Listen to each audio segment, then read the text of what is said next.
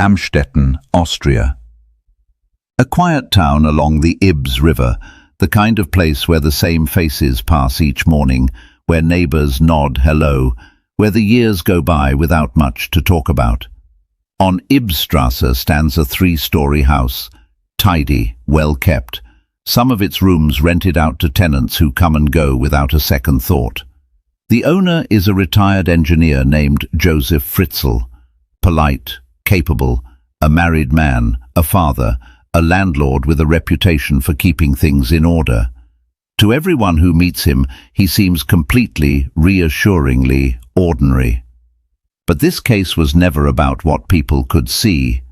It was about what they couldn't, because beneath that house, behind a door of reinforced concrete that opened only to a code he alone knew, there was a space that appeared on no blueprint, in no registry, in no official record. A space no neighbour ever entered. And for 24 years it held a secret so disturbing that when it finally surfaced, it stopped an entire nation cold. This is a story about a double life, the most extreme version of it imaginable. A man who could climb the stairs, smile at his wife, settle a tenant's complaint about a leaking pipe, wave to someone on the street, and then descend again into a hidden world he had built with his own hands. For more than 2 decades, no one connected the dots. Not the neighbours, not the extended family living in the same house, not the local officials who had at various points crossed paths with him. On the surface, the picture held perfectly. A respectable man, a provider, one more unremarkable face in a small Austrian town. And that is precisely what makes this case so unsettling. The danger here wasn't lurking in some distant, shadowy place. It was sitting under an ordinary staircase, behind an ordinary face, hidden inside an ordinary routine, protected by 4 of the most disarming words a community can say about someone. He seemed so normal. In April of 2008, that illusion finally gave way. It began with a 19-year-old girl carried into a hospital gravely ill, and a team of doctors who simply could not explain what they were seeing. One unanswered question, one detail that refused to fit. And from that single loose thread, a hidden world began to unravel. So before we go further, sit with the question at the center of everything that follows. How can a person appear completely normal on the outside while sustaining something dangerous, quietly, deliberately, for decades on the inside? And the harder question underneath it, how do the people closest to that danger miss it for so long? Let's find out. Section 2. Background. To understand how something like this stays hidden for decades, we have to go back to the beginning. Not to excuse anything, there is no excuse for what happened here, but to understand it. Because criminal psychology isn't about finding sympathy, it's about recognizing how a mind organizes itself around control, and how the earliest signals can sit in plain view for an entire lifetime. Joseph Fritzl was born in Amstetten in 1935. His childhood unfolded in a hard and unstable time. His father abandoned the family early, and he was raised by his mother alone in the years when Austria was absorbed into Nazi Germany. He grew up inside a culture that prized obedience, discipline, and absolute authority, ideas he would later carry into his own home in a deeply distorted form. By his own account, his upbringing was strict and emotionally cold. He described his mother as harsh and domineering. Now this matters, and it's worth saying clearly. These are his claims, told decades later by a man with every reason to shape a sympathetic story. Countless people endure painful childhoods and grow into gentle, protective adults. A difficult start does not manufacture a dangerous person, so we won't treat his past as an explanation that lets him off the hook. We treat it as one piece of a much larger psychological picture, context, not cause. As a young man, Fritzl was sharp and capable. He trained as an electrical engineer, a respected profession that gave him status, competence, and a certain authority wherever he went. He married young. He and his wife, Rosemary, went on to raise a large family. To the outside world, he looked like the very portrait of mid-century stability, a working man, a homeowner, a provider. The respectable image was taking shape early, but beneath that image ran a much darker thread. In 1967, long before this case was known to anyone, Fritzl was convicted of a serious sexual offense and sent to prison. He served his time, and then, through the passage of years and the way criminal records were handled back then, that conviction quietly aged out of the system. On paper, the slate looked clean. Sit with that for a second. A documented, serious warning sign, erased not by innocence but by time and bureaucracy, so that when neighbors and family looked at him in later years, they saw only the dependable engineer, not the man with a record. And here is the first hard lesson of this case. A warning sign doesn't vanish just because a file gets closed. When a system loses track of someone's history, everyone around that person loses the chance to stay alert.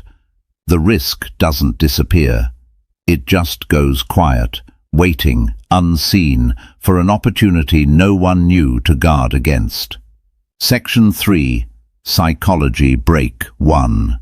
Let's slow down here because this is where the case starts teaching us something we can actually use. When researchers study offenders who sustain a hidden life for years, the same handful of traits keep surfacing. You don't need a psychology degree to recognize them, you just need to know what you're looking at. The first is what specialists call antisocial traits. In plain terms, a deep, durable pattern of disregarding the rights and feelings of other people. Not a bad day, not one selfish choice, a consistent way of moving through the world that treats others as things to be used rather than people to be respected. The second is a striking lack of empathy. Most of us feel something when we cause another person pain, a flinch, a pull of guilt, the urge to stop. Some offenders seem to feel almost nothing in that space. It's as if the alarm that's supposed to go off in all of us has been quietly unplugged. And that missing alarm is exactly what lets a person cause harm in the morning and sit down to dinner at night as if nothing happened. The third, and in this case the most important, is the need for control. What unfolded here wasn't chaotic or impulsive. It was organized, methodical, engineered. Fritzl built physical structures, kept rigid routines, managed who knew what, and controlled access to spaces and to people. Psychologists draw a useful line here between organized and disorganized offenders. The disorganized act on impulse and leave a mess. The organized plan. They prepare, they cover their tracks, they hold down jobs and marriages while they do it. And that capacity for cold, patient planning is precisely what makes them so hard to catch. Here's a simple way to picture it. Imagine a person with two completely separate rooms inside their mind. In one room, they're the friendly engineer, the husband, the neighbor, the man who fixes the leaking pipe. In the other room, something else entirely. And the wall between those rooms is so solid that they can step from one into the other without the two ever touching. Psychologists call this compartmentalization, and it's the mechanism that lets someone wear a believable public face while concealing a private reality. The crucial thing to understand is that none of these traits announce themselves. They hide behind competence, behind charm, behind routine. In fact, the more capable and respectable a person appears, the more cover the darker pattern has to hide behind. Key takeaway: charm, intelligence, and a good career are not evidence of good character, and sometimes they're the very thing that keeps a hidden pattern out of view. Watch how a person treats those who have no power over them. Notice whether their warmth ever arrives wrapped in control. Real character reveals itself in private behavior, not in public reputation. The danger here was never loud. It was quiet, organized, and endlessly patient.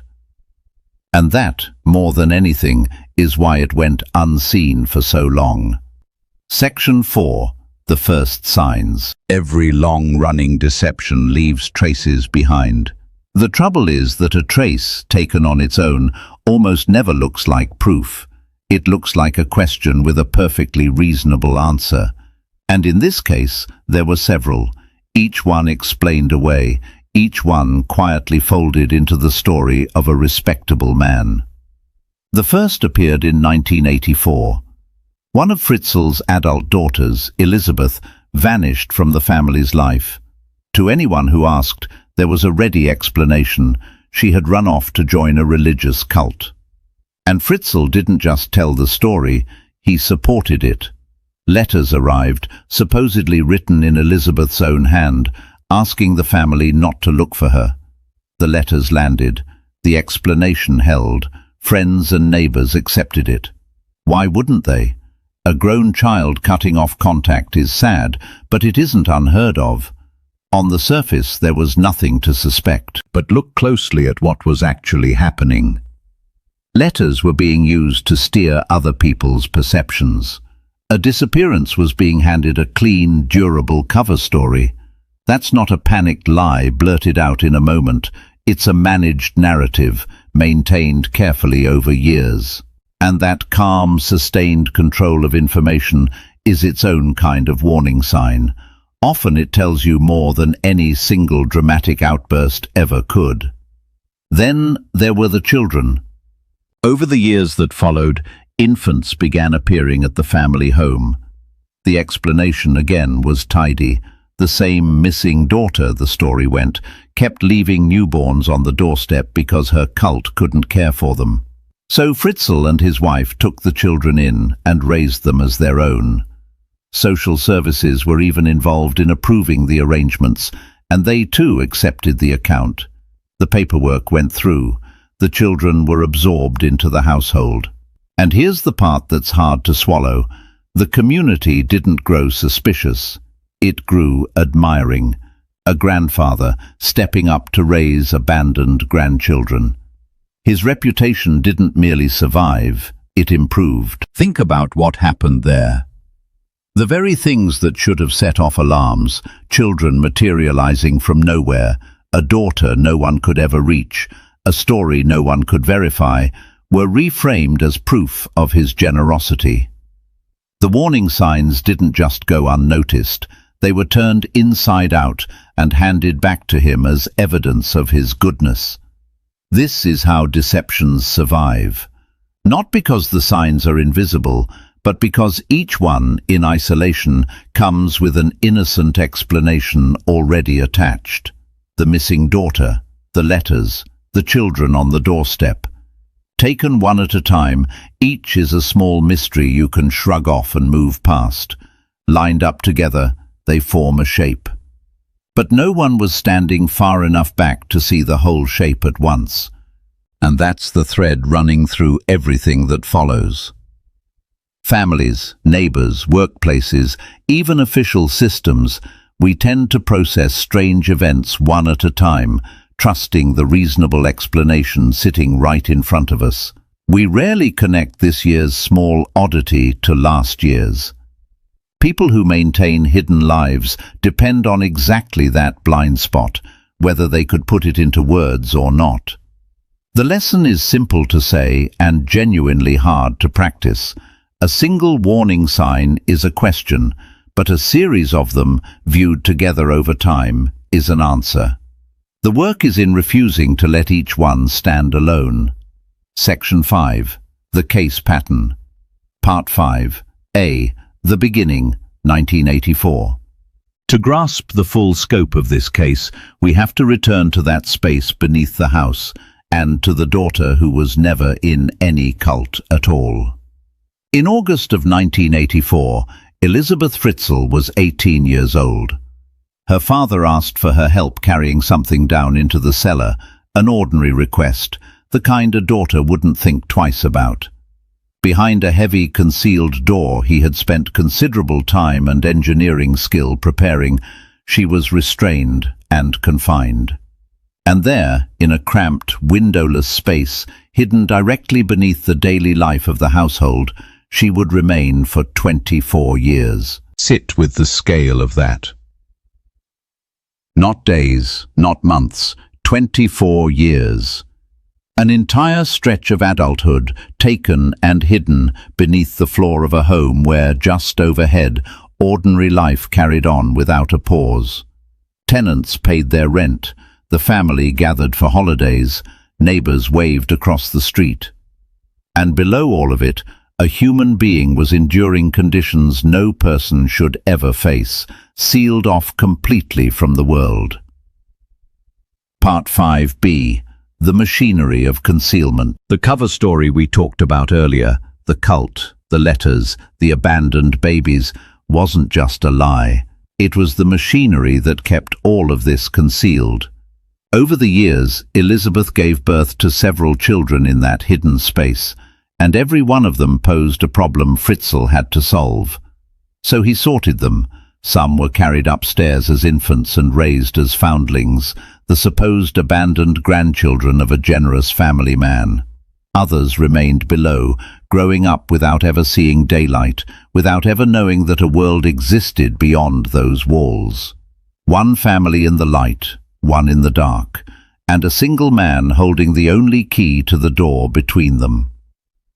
Part 5c. The organization behind it. What makes this pattern so chilling from a behavioral standpoint isn't a single terrible act, it's the organization. This was a system built deliberately, then maintained day after day for decades. He controlled the food and the power, he controlled who knew what, he managed the story upstairs and the conditions downstairs, tending his public reputation while sustaining a hidden reality that demanded constant, deliberate effort. The planning never stopped, not for a single day in 24 years. Part 5. D. The human cost. And the cost to the people involved is almost beyond words. Elizabeth endured profound deprivation across the whole of her young and middle adulthood, the years most people spend building a life. The children born into that hidden world grew up without sunlight, without space, without any contact with the society moving just above their heads. Even the children raised upstairs were living inside a fabricated history, unknowing pieces of a deception. Every person in that house was, in some way, a victim of the same controlling design. Part 5. E. Why no one saw it. The community, meanwhile, saw none of it. And that's not because the people of Amstetten were careless or unkind. It's because the deception was engineered to be invisible. A respected profession, a long marriage, a reputation for taking in children. Every piece of that public image functioned in effect as a wall, built to keep anyone from looking too closely at what lay beneath the floor. And here is the hardest thing to accept about cases like this one. The pattern wasn't difficult to detect because it was subtle. It was difficult to detect because it was protected by routine, by reputation, by a community's entirely reasonable trust, and by a cover story carefully tended over a generation. The horror didn't announce itself. It sat quietly, structured and sealed behind an ordinary front door. It would take a single medical emergency, one gravely ill young woman, and one doctor unwilling to stop asking questions to finally bring it into the light. Section 6. Psychology break. 2. So we arrive at the question sitting underneath this entire case. Why? What drives a person to build something like this and then maintain it deliberately every single day for 24 years? There's no single clean answer, but behavioral experts point to a few forces that, working together, help explain the pattern. The first, and the most powerful, is control. For certain offenders, control isn't a means to some other end, it is the end. The goal isn't a thing they're trying to obtain. The goal is the ongoing state itself, holding total power over another human being, owning their time, their space, their food, their light, the entire shape of their reality. For a person wired this way, that absolute control can become the organizing center of their whole life. Everything else, the job, the marriage, the reputation, exists to protect and conceal it. Bound up with that is ego and a profound sense of entitlement. Beneath the humble engineer was a man who appeared to believe the ordinary rules simply did not apply to him, that he had the right to decide the fate of other people, to rule over a private world of his own making. That grandiosity, tucked behind a modest public face, is something investigators recognize in many long-term offenders. The mask is humble. What's underneath it is anything but. And then there's the mechanism that made all of it possible: compartmentalization. We touched on those two sealed rooms in the mind earlier, but here that separation operated at a scale that's almost difficult to comprehend. This was a man who could spend time in that hidden space below, then climb the stairs and sit at the dinner table, attend a family celebration, handle a tenant's complaint about a leaking pipe. The wall between his two lives was so complete that the horror of the one never seemed to disturb the ordinariness of the other. That is what a double life looks like at its furthest extreme. Not a secret habit, not a hidden affair, a fully constructed second reality kept sealed away from the first, with the offender crossing between them at will. And the public face isn't an accident or a lucky disguise. It's an active, sustained performance, and often a deeply convincing one, precisely because so much depends on it holding together. Key takeaway: be wary of people whose need for control hides behind a humble or generous image. Control and deception aren't always loud, and they aren't always obvious. Sometimes the most dangerous patterns are the quietest ones, maintained calmly behind a respectable face, by someone who has learned exactly how to keep their two worlds from ever touching. When a person seems determined to control information, to isolate others, and to manage how they're seen, that determination is itself worth paying attention to. A convincing mask is still a mask, and sooner or later something behind it slips. Section 7. The investigation. For 24 years the wall held. What finally brought it down wasn't a tip or a suspicious neighbor or a detective who'd been circling the case for years. It was a medical emergency and a chain of small, careful decisions that no one could have planned. In April of 2008, Kerstin, the eldest of the children born in that hidden space, now 19 years old, became critically ill. Her condition was so severe and so unusual that Fritzl finally allowed her to be taken to the local hospital. And that decision was, in its own way, the first crack in the system he'd spent decades sealing. To get her help, he had to let one inhabitant of his hidden world step into the visible one. And the visible world had doctors. Doctors who ask questions. The medical team was baffled. Kerstin's condition didn't fit any ordinary explanation, and her physical state pointed to circumstances that were deeply, profoundly wrong, a history that simply did not add up. Worse, the information the family offered didn't match what the doctors were seeing with their own eyes.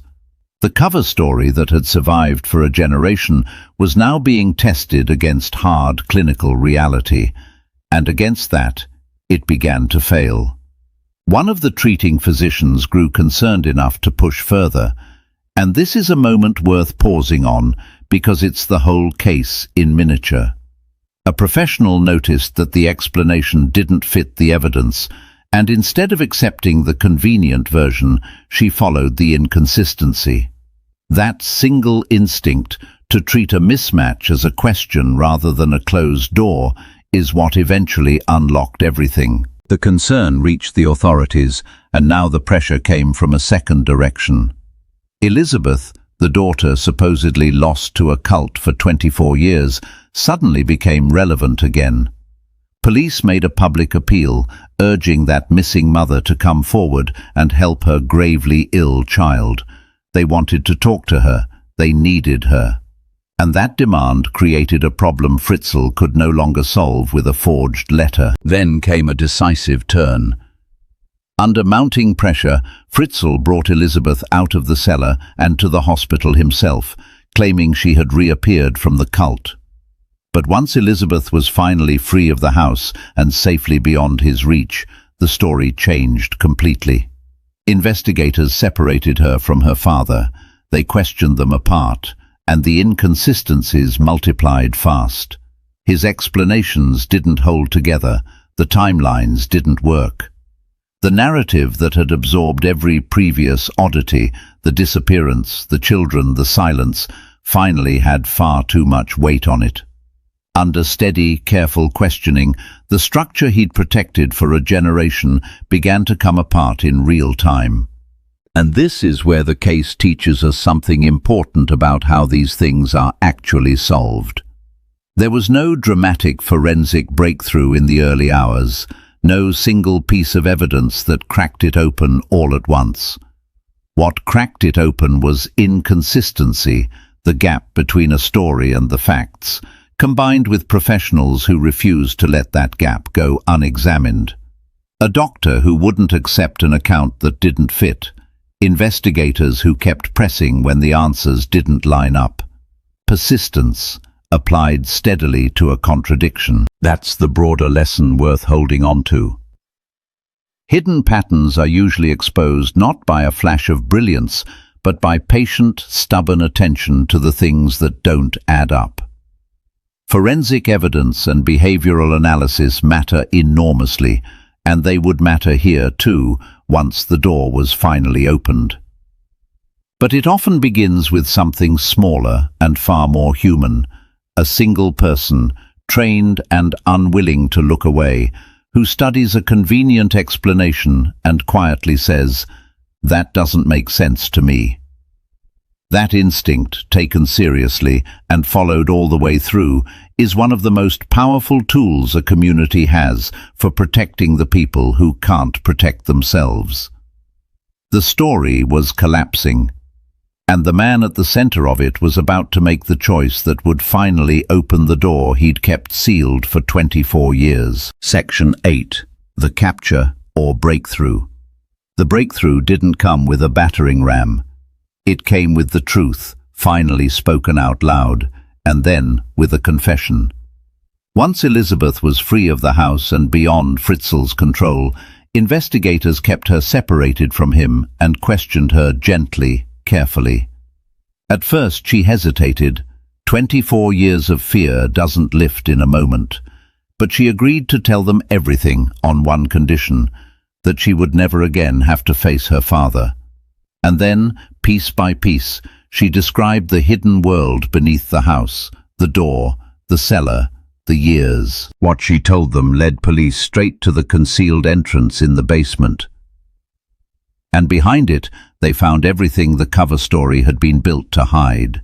The space Fritzl had constructed, the conditions inside it, the people who had lived their entire lives down there, sealed away from daylight and from the world above. The physical reality of 2.5 decades of concealment was, at last, exposed to the people whose job it was to see it. Fritzl was taken into custody. And under questioning, faced with what investigators had now found, he admitted what he had done. He confessed to confining his daughter, to the conditions he had maintained, and to the hidden second family he had kept beneath the house for 24 years. The whole architecture of secrecy he had guarded so carefully, the forged letters, the cult story, the children left on the doorstep, now stood revealed as a single, deliberate, decades-long deception. The reaction in Amstetten was something close to disbelief. Neighbors who had known Fritzl for years, tenants who had lived in that very building, walking over that very floor. They couldn't reconcile the dependable engineer they thought they knew with what investigators were now describing. And again came that same haunting phrase. He seemed so normal, so ordinary, so unremarkable. The public image had been so convincing that even the people closest to the house couldn't square it with the truth beneath it. And that contrast is the very heart of the breakthrough. What finally exposed this hidden pattern wasn't the mask slipping in some dramatic, obvious way. It was that one person trapped in the hidden world needed help from the visible one, and the visible world this time asked the right questions and refused to stop. A single medical emergency forced one point of contact between his two sealed realities, and that one point of contact was all it took to bring the entire structure down. The wall Fritzl had spent 24 years maintaining had finally, irreversibly broken. Now the case would move out of the hidden cellar and into a very public courtroom. Section 9. The Trial and Outcome. In March of 2009, the case moved into a courtroom in St. Pölten, Austria. After a quarter-century of secrecy, the man who had built and maintained a hidden world beneath his own home would finally answer for it in the open before a panel of judges and a jury under the full weight of the justice system. The charges against Fritzl were among the gravest Austrian law can bring, and they reflected not just the confinement itself, but the full scope of the harm across nearly 25 years, including the death of one of the infants born in that hidden space, a twin who had not survived after being denied medical care in his first days of life. The prosecution's theory was clear and unflinching. This was not a momentary loss of control, but a sustained, deliberate course of conduct, planned and maintained over decades by a man who understood exactly what he was doing. The defense faced a nearly impossible task. With a confession already given and the physical reality of the case fully exposed, there was little ground left to dispute the facts. So the proceedings turned, in part, to the question of his mental state, whether he could be held criminally responsible for what he'd done. Court-appointed experts examined him closely, and their conclusion carried real weight. While they identified a serious personality disorder, they found him legally sane and fully accountable. He understood his actions, he was responsible for them. One of the most powerful moments of the trial didn't come from anyone testifying in person. It came from Elizabeth herself. Her account, the truth she had finally been able to tell, was presented to the court on video, recorded over days, so that she would never again have to share a room with the man who had taken so much from her. It said that watching her testimony shifted something in the courtroom, and at a pivotal point, faced with the full reality of what he had done laid out in front of the court, Fritzl changed his plea and admitted guilt to the most serious charges against him. He was convicted and sentenced to the maximum the law allowed, life imprisonment, with placement in a secure institution for offenders deemed mentally abnormal. He would not be returning to that quiet street, or to that house, or to any kind of freedom. And there's a justice system lesson worth drawing out of how this ended. The court's careful focus on accountability, establishing that he was sane, that he understood his actions, that he bore full responsibility, matters more than it might first appear. The justice system isn't only there to punish, it's there to name the harm formally, to place responsibility exactly where it belongs, and to record, in the open and on the public record, that a respectable image is no shield against the truth. After 24 years of concealment, the facts were finally established in daylight, and the responsibility was set down squarely where it had always belonged. What remained was the question every case like this leaves behind. Not just what happened, but what it can teach the rest of us. Section 10. Final psychology analysis. So what do we actually carry away from a case this extreme? It would be easy to file it under unthinkable and move on, but that would be a mistake. Because the most instructive cases are often the ones that show us, in stark and magnified form, the patterns that exist in smaller, quieter ways all around us. The first thing this case reveals is the sheer power of a public image. For decades, a respected profession, a long marriage, and a reputation for generosity functioned as armor. People didn't look closely, not because they were foolish, but because everything they could see told them there was nothing worth looking for. The lesson here isn't to grow suspicious of everyone you meet. It's to understand that reputation is not evidence. What a person shows the world and who they are when no one is watching can be two entirely different things. The second thing it reveals is the nature of patterns. Look back, and the signals were all there. A daughter who vanished, a story no one could confirm, children appearing from nowhere, information held under tight control.